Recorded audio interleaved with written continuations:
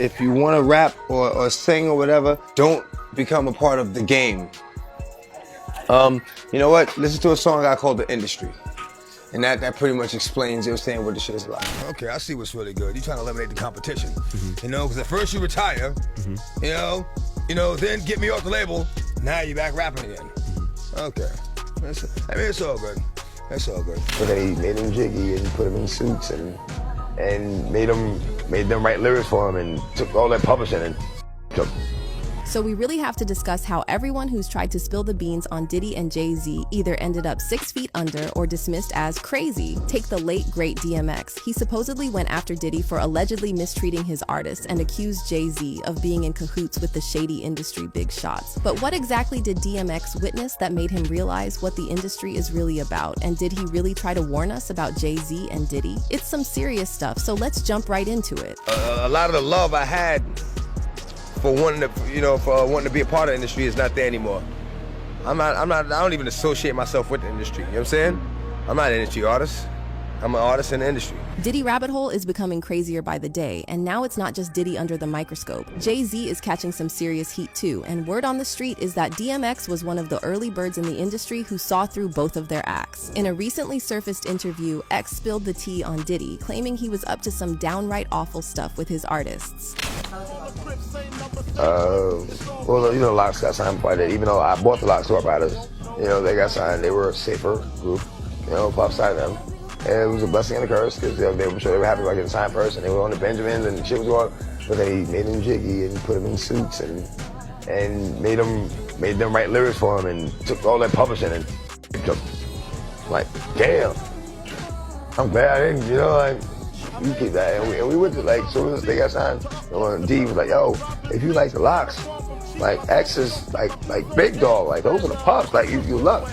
And, you know, all that respect. Now, some fans are interpreting DMX's use of the R word as a metaphor for Diddy not paying his artists enough, while others are convinced X meant that literally. And then in a different interview, DMX spilled the beans about how Diddy initially turned him down for a deal at Bad Boy. But when Diddy caught wind of the offer Def Jam put on the table, suddenly he was practically begging DMX to stick with him. But rumor has it that DMX wasn't vibing with Diddy because he got wind of some shady business going down behind closed doors at Bad Boy. Maybe 3 weeks after I got signed to Def Jam. He was like, yo, I'll lace your pockets. I'll double what they gave you and lace your pockets. I'm like, nah, I'm cool.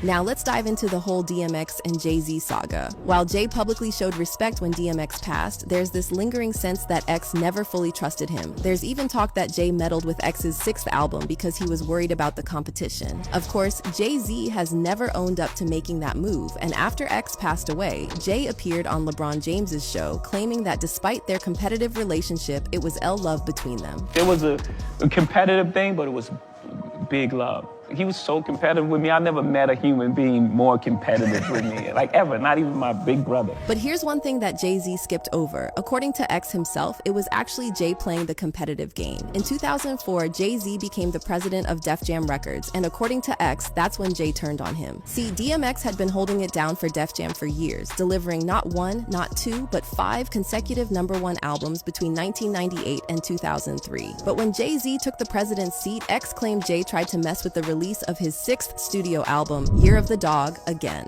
You know, like I said, I had the crazy track record, Def Jam, everything was good. You know, I go to do the 6th album, and, you know, Jay-Z became president.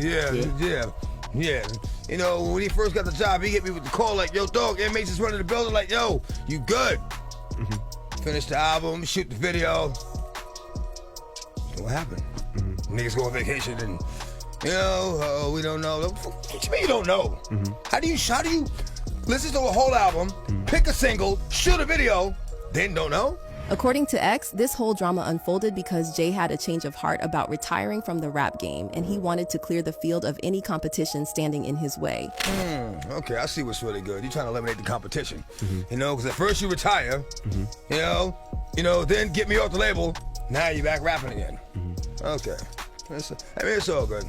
That's all good. This was the moment DMX realized Jay-Z was willing to step on anybody for his own interests, and he decided to leave Def Jam. But there's actually more to why DMX had major trust issues with Jay-Z, and it all circles back to Jay's ties with the shady higher-ups in the industry. It's important to point out that while both Jay-Z and DMX left their mark on the culture and music scene, they played the business game in very different ways. Unlike Jay, X always kept it real, pointing out how label owners have a tight grip on artists, and he wasn't about to bend for them. They got this new breed of rapper that's paying DJs to play their Right. And, you know what I'm saying? They sucking the record label executives, and it's like there's too much of that going on. Right. You know what I'm saying? Let me be me. Let me be the artist that I am and just play my motherfucking music. You know what I mean? Exactly. Now they want you all up under this, you know, sitting at the going to dinner with them and like that, and you know, all that favor for a favor shit. I don't get down like that. Look, I give you the music, you give my money. That's it. In 2005, DMX dropped the track The Industry, where he exposed how the music industry really works. He raps, "If you ain't got a strong mind, the industry will break you down. It's a matter of time. The industry, vultures with nothing to feast on." And in another verse, X claims the industry wants new artists to sell their souls, adding, "The industry don't give an F about you, but the industry couldn't make a dime without you." The game is bullshit, man. The game is bullshit. If you want to rap or sing or whatever, don't become a part of the game. You know what? Listen to a song I called The Industry. And that pretty much explains, you know, saying what the shit is about. The industry. Man, it's not the same. The industry, it's not a f***ing game.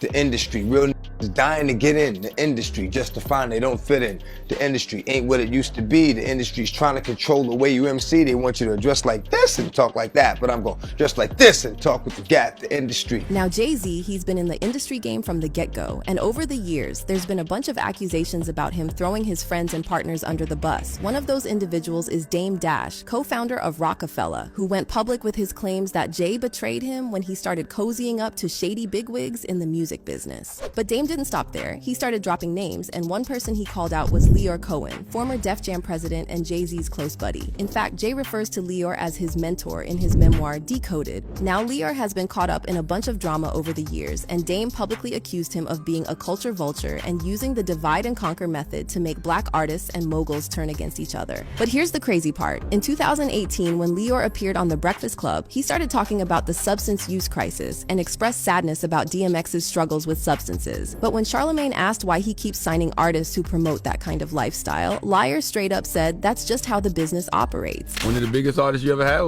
had a real bad drug problem, DMX. I'm so sad. It's the most dangerous thing that's facing our society. So why sign an artist that would promote that? Because I already answered that question. You weren't paying attention. She asked me talent or issues, and I said talent. But I have to. I can't give up on people. Don't you think that's hypocritical though? You're saying it's opportunistic. Yeah. I got people to feed. I got a business to run. And when asked about Dame calling him a culture vulture, Liar refused to acknowledge Dame's existence. So y'all made a lot of money together. Made a lot of money. Come on, Leo. Don't do that to him. I don't know him. I really don't. So, I don't know what to tell you. So after Liar's words reached Dame, Dame fired back on IG saying, "Thanks for this, Liar Cohen, for proving my point in true culture vulture form. They make money off us and then try to erase our true history and act like the real ones never existed." Now, you're probably wondering how all of this connects to DMX. Well, word on the street is that Leor was the one who influenced Jay-Z to mess with X's 6th album. But wait, it gets even crazier. When DMX passed away, Leor took it a step further and said some downright disrespectful things at X's funeral. DMX's send-off took place in Brooklyn on April 25th, 2021, and Liar was supposed to be there, but he couldn't be bothered to show up in person. Instead, he sent in a recording where he started off by saying DMX was a good dude, but then, out of the blue, he went off, referring to DMX as a gremlin and saying his passing wasn't a surprise. The race against time was that we all know X is a gremlin and reckless and looking for a wall to crash into. X, if you listen to X, if you see X, this is his death is no surprise.